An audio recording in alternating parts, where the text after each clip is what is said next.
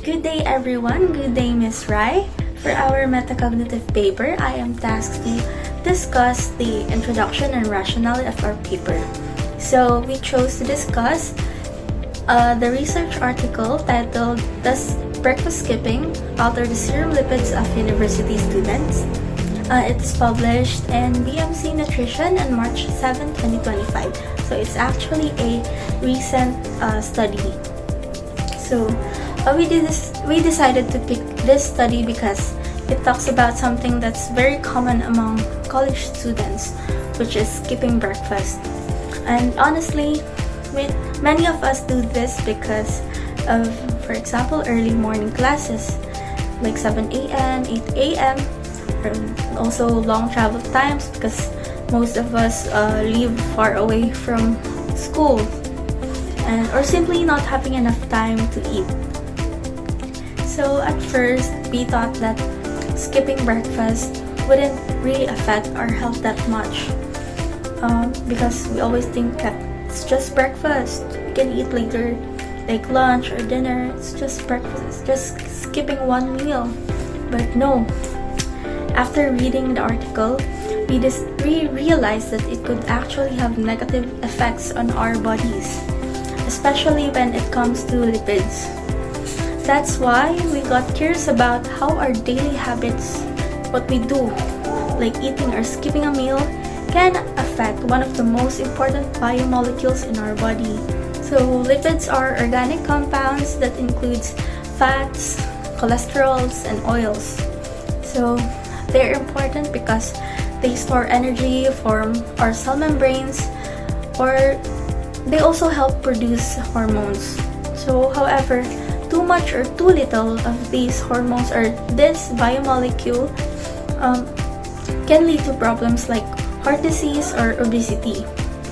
Through this article, we wanted to understand how something as simple as skipping breakfast could influence these biomolecules that play such a big role in keeping us healthy.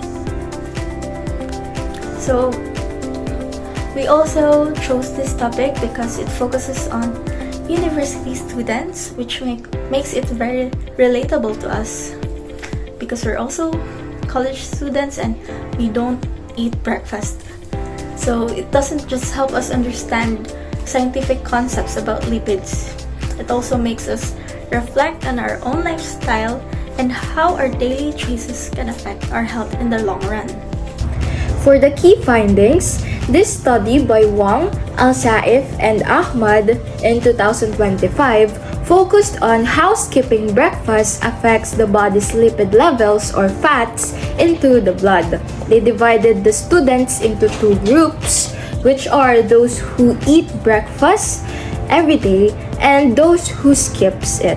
Then they tested each student's blood to check cholesterol, LDL, HDL, and triglycerides.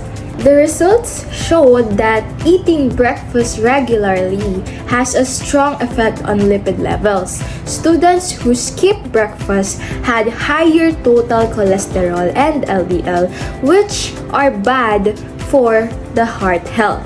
Meanwhile, those who always eat breakfast had lower LDL and higher HDL, which helps remove excess cholesterol from the blood. The study proves that eating breakfast daily helps regulate normal lipid levels and support heart health, especially in teenagers. It also showed that habits formed while young affect health in adulthood. This result reminded students to maintain healthy habits early to avoid future health problems. The researchers used simple and clear methods. They used questionnaires to know the students' eating habits and did laboratory tests to measure lipids. Our team found it interesting how each group's lifestyle was studied scientifically. The process made it easier to understand the results and see that they were based on real evidence. So for our metacognitive reflection, At first, we didn't think much about lipids beyond what we learned in class, which mostly it's about fats and cholesterol. But reading the article made us realize how connected lipids are to our everyday choices, like whether we eat regularly or skip meals. So it pushed us to think more deeply about what we learned and understand new information. We came across a lot of unfamiliar terms like serum lipid profile, triglycerides, and LDL or HDL ratio, which were pretty confusing to us at first. But instead of ignoring them, we took the time to look them up and talk through their meanings as a group. One thing that really helped us was summarizing each paragraph in our own words rather. It made the article less overwhelming and helped us stay in track with the main ideas. We also started reading more critically. We asked questions like, what about sugar and fat intake? Could exercise or stress affect lipids level? Would these results apply to people with different diets or background? And this kind of questions made us realize that research isn't just about collecting data. It's also about understanding its limitation and context. This whole process made us more aware of how we think and learn. We began to notice when we didn't understand something and actually did something about it, instead of just moving on. It reminded us that learning and research is an ongoing cycle of curiosity, doubt, and discovery. So in the end, our view of lipids totally changed. So they're not just bad fats that make you gain weight. They also play a crucial role in keeping the body balanced. We also realized that health issues like lipid imbalance aren't just for older people. Even people our age can be affected depending on how we live. For our group learning insights, we handled the task through collaboration. We divided the work so that each member had a clear responsibility. So one member focused on selecting the research articles, and then afterwards, everyone reviewed it to ensure that the content was still consistent.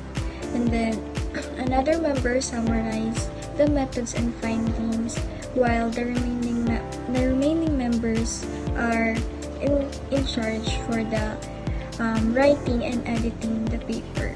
So this setup helped us manage the workload, and it ensured equal contribution.